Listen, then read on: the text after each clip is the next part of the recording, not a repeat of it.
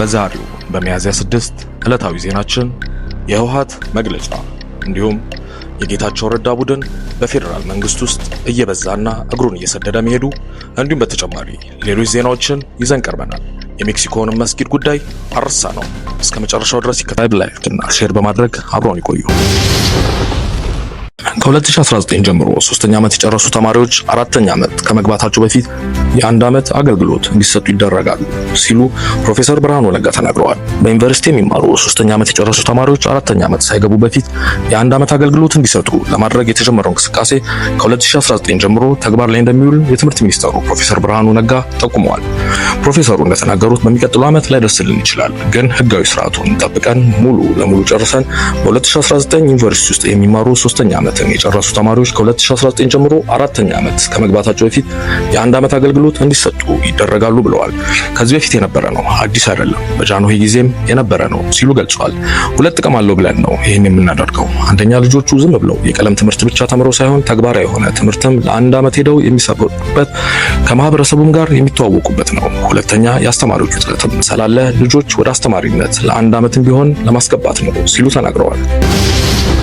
ሉዊስ ሱዋሬዝ በድጋሚ ተናከሰ። ከሰሞኑ በኢንተር ማያሚ እና ሎስ አንጀለስ መካከል በተደረገ ጨዋታ የቀድሞ የሊቨርፑል፣ ባርሴሎና እና ዩሩጓይ ያሁኑ የማያሚው አጥቂ ሉዊስ ሱዋሬዝ የቡድን አጋሩን ጆርዲ አልባን መንከሱ ታውቋል። በጨዋታው አለመግባባት ተፈጥሮ ጉሽሚያና መገፋፋት በነበረበት ወቅት አልባ የሱዋሬዝ ደረት አካባቢ እጁን ያደርጋል። የተቃራኒ ቡድን ተጫዋች እጅ የመሰለው ሱዋሬዝ የቡድን አጋሩን ጣት ተናክሷል። አልባ ከንክሻው በኋላ በህመም ወድቆ ታይቷል። ሱዋሬዝ ከዚህ ቀደም በ3 አጋጣሚዎች የተቃራኒ ተጫዋቾችን ተናክሶ ያውቃል። በ2010 ላይክስ በሚጫወትበት ወቅት ከመሰል የመናከስ ባህሪ ጋር ተቀጥቶ የሚያውቀው ሱዋሬዝ በ2013 ዓ.ም በሊቨርፑል ሳለ የቼልሲ መስመር ተከላካዩን ኢቫኖቪችን ከዚህ ቀደም ተናክሶ ተቀጥቶ ነበር። በተመሳሳይ በ2014 የዓለም ዋንጫ ከጣሊያን ጋር በተደረገው ጨዋታ የጣሊያኑን ተከላካይ ጆርጆ ቺሊን ተናክሶ ለ4 ወራትም ተቀጥቶ ነበር። አመል አይለቅ እንዲሉ ሱዋሬዝ አሁንም መናከሱን ቀጥሏል። በዚህ አጋጣሚ ግን የቡድን አጋሩን የነከሰ መሆኑን ጉዳዩን የበለጠ አስገራሚ አድርጎታል። ቁጥ ክፍለ ከተማ አስተዳደር መግለጫ ሰጥቷል። በመሆኑም መግለጫውን እንዲህ ሲል ነው የሰጠው። ሚያዝያ 5 2017 በቀን 5/08/2017 ማለትም ዕለተ እሁድ በቂርቆስ ክፍለ ከተማ ወረዳ 10 ልዩ ቦታው ሜክሲኮ አካባቢ መንግስት አካላት መስጂድ አፈረሱ በሚል የተሳሳተ መረጃ በተለያዩ ኃላፊነት በጎደላቸው የግል ሚዲያዎች ሲዘዋወር መዋሉ ይታወቃል። እንደሚታወቀው የክፍለ ከተማ አስተዳደር ማንኛውንም የመንግስትና የህዝብን ጥቅም የሚጎዱ ህገወጥ ድርጊቶች ሲፈጸሙ በህግ አግባብና ህጋዊ ውሳኔ መነሻ በማድረግ እየተከላከለ ቆይቷል። ወደፊትም የሚተገበረው ትልቁ ኃላፊነት ነው።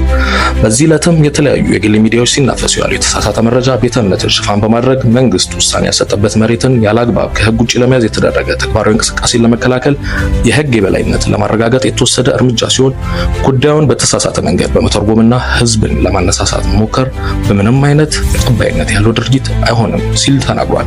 በተጨማሪም በክፍለ ከተማችን የሚገኘው ተባረክ መስጂድ ከህጋዊ ይዞታ ውጭ ያለ መሬት ላይ የማስፋፊያ ጥያቄ ለአስተዳደሩ አቅርቧል በሚል ሰበብ ትልቅ ሀገራዊ ፋይዳ ላለው ፕሮጀክት ሲባል በቦታ የነበሩ ነዋሪዎችና የፌዴራል ፖሊስ ካምፕን ወደ ሌላ ቦታ በማዘዋወር የጸዳ ቦታን የመስጂድ ይዞታ እንደነበር አስመስሎ ማቅረብም ፈጽሞ የተሳሳተ መረጃ ነው ሲል ክፍለ ከተማው ተናግሯል። ከዚህ በፊት የፌዴራል ፖሊስ ካምፕና የነዋሪዎች መኖሪያ የነበረውን ቦታ በማጽዳት ትልቅ ሀገራዊ ፋይዳ ላለው ፕሮጀክት በሀገራዊ ፕሮጀክት ኮንትራክተር አማካኝነት ሙሉ ባዶ ቦታውን በኤጋ ቆርቆሮ እንዲታጠር ተደርጎ የቆየ ቦታ ነው። በጉዳዩ ላይ ለመግባባትም ከእምነት አባቶች ጋርና ከሚመለከታቸው አካላት ጋር ተደጋጋሚ ውይይቶችም ሲደረግ ቆይቷል።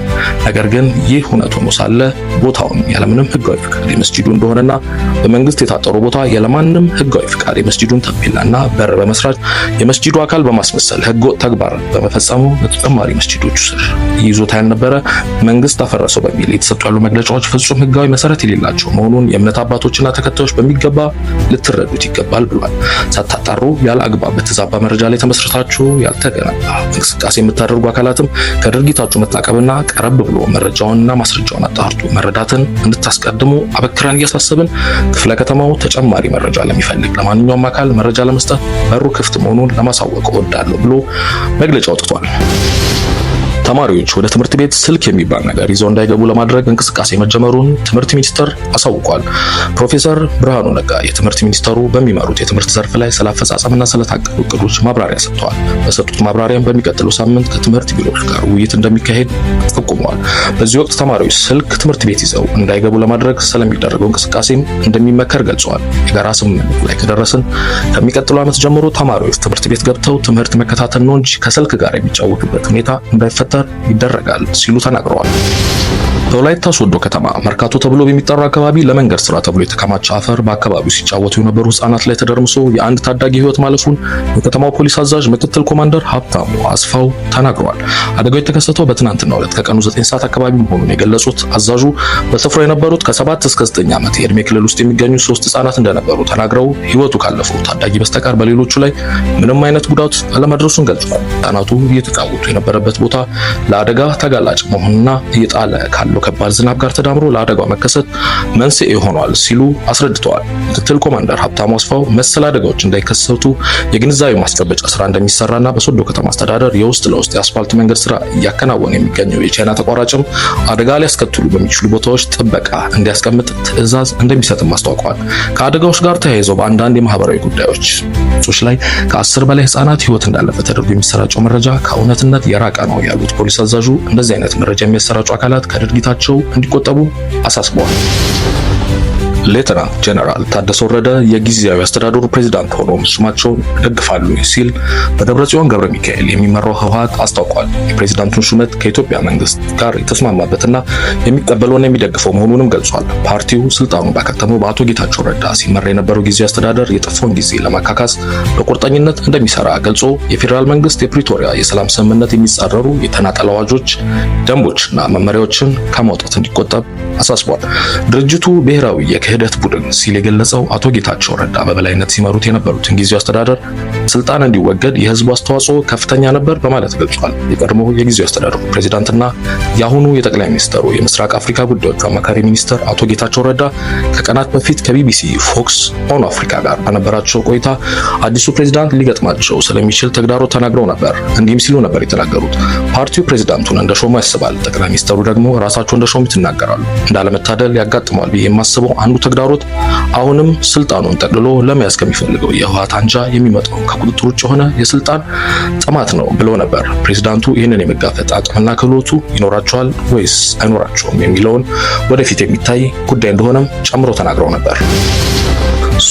3367 ኢትዮጵያውያን ከሳውዲ ወደ ሀገራቸው መመለሳቸውም ተሰምቷል። ሚያዝያ 5 ቀን 2017 ዓ.ም መናኸሪያ ሬዲዮ በሳውዲ አረቢያ በአስቸጋሪ ሁኔታ ውስጥ የነበሩ 3367 ኢትዮጵያውያን በዚህ ሳምንት ወደ ሀገራቸው መመለሳቸውን የሴቶችና ማህበራዊ ጉዳይ ሚኒስቴር አስታውቋል ሲል ዘግቧል። በሳምንቱ በተደረጉ 9 በረራዎች የተመለሱ ዜጎች ሁሉም ወንዶች ሲሆኑ ከተመላሾቹ መካከል 18 እድሜያቸው ከ18 ዓመት በታች የሆኑ ታዳጊዎች እንደሚገኙበት ተመላክቷል። በአራተኛው ዙር በአስቸጋሪ ሁኔታ ውስጥ የሚገኙ ዜጎችን 50,000 ዜጎችን ለመመለስ ታቅዶ መጋቢት 3 2017 በይፋ መጀመሩ ይታወቃል። በዚህም እስካሁን 15684 ኢትዮጵያውያን ወደ ሀገር መመለስ ተችሏል የተባለው ሚኒስቴር መስሪያ ቤቱ ከሚመለከታቸው ባለድርሻና አጋር አካላት ጋር በመቀናጀት ለተመላሽ ዜጎች በአየር ማረፊያ በማቆያ ማዕከላት ተገቢውን ድጋፍና እንክብካቤ የማድረግና ከቤተሰብ ጋር የማቀላቀል ስራም እየሰራ እንደሚገኝ አስታውቋል። ቻይና ሰሜናዊ ክፍል ዝናብ የቀላቀለ ከባድ ንፋስ መከሰቱን ተከትሎ የሰውነት ክብደት መጠናቸው ከ50 ኪሎ ግራም በታች የሆኑ ዜጎቿ ከመኖሪያቸው እንዳይወጡ አሳስባለች። ከሀገሪቱ ደቡባዊ አዋሳኝ ሞንጎሊያ መነሻውን ያደረገው ንፋስ በሰዓት 150 ኪሎ ሜትር በመሸፈን ቤጂንግ፣ ቲያንጂን እና ሂቤን ጨምሮ የቻይናን ሰሜናዊ ክፍሎች እየመታ ይገኛል። የንፋስ ጥንካሬው ከ1 እስከ 17 ባለ ደረጃ የሚለካ ሲሆን አሁን ላይ የተከሰተው ከባድ ንፋስ ባለፉት 10 ዓመታት ከተመዘገቡት የመጀመሪያው መሆኑ ተገልጿል። የተከሰተው ከባድ ንፋስ ደረጃ 13 ሲሆን ዝናብ፣ በረዶና ነጎድጓድ የቀላቀለ መሆኑን የቻይና የአየር ትንበያ ኤጀንሲ ጠቁሟል። በእውነቱ የሰው ሕይወት ላይ ደረሰ ምንም አይነት ጉዳት እንደሌለ ያመለከተው ኤጀንሲው ከ300 በላይ ግዙፍ ዛፎች ተገንድሰው መውደቃቸውን ጠቁሟል። ይህን ተከትሎም የሰውነት ክብደታቸው ከ50 ኪሎ ግራም በታች የሚመዝኑ ዜጎች በንፋሱ እንዳይወሰዱ በማሰብ ነው ከመኖሪያ ቤታቸው እንዳይወጡ ማስጠንቀቂያ የተሰጠው። እንዲሁም ንፋሱ የባሰ አደጋ እንዳያስከትል አስቸኳይ እርምጃዎች እየተወሰዱ ይገኛሉ። ዛፎች በቀላሉ እንዳይነቀሉ ማጠናከር ብሎም መቁረጥ፣ ፓርኮች እንዲዘጉ እንዲሁም ወሳኝና አስፈላጊ ያልሆኑ በረራዎች እንዲሰረዙም ተደርጓል። ክስተቱን ተከትሎ የቤጂንግና ሌሎች የቻይና ሰሜናዊ አካባቢ ጎዳናዎች ጭር ብለው መዋላቸውን አርቲ በዘገባው ተመልክቷል። የጌታቸው ረዳ ቡድን መሾሙ እንደቀጠለ ነው። ጠቅላይ ሚኒስትር አብይ አህመድ ፕሮፌሰር ክንደያ ገብረ ሕይወትን ሾመዋቸዋል። በዚህ መሰረት ከሚያዝያ 6 2017 ዓ.ም ጀምሮ ፕሮፌሰር ክንደያ ገብረ ሕይወትን የትምህርት ሚኒስቴር አማካሪ ሚኒስትር ዴኤታ ሆነው ተሾመዋል።